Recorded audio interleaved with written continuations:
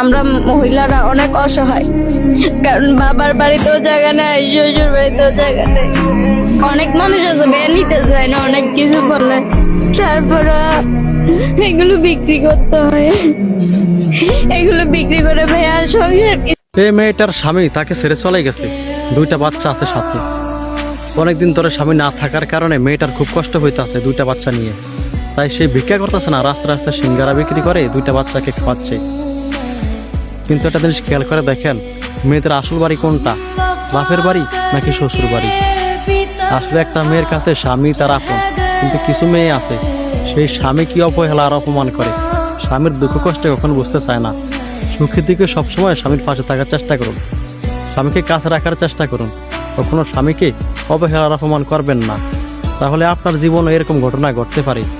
আসলে মেয়ে মানুষ স্বামী ছাড়া যে অসহায়, এই ভিডিওটা দেখে বুঝে নেন।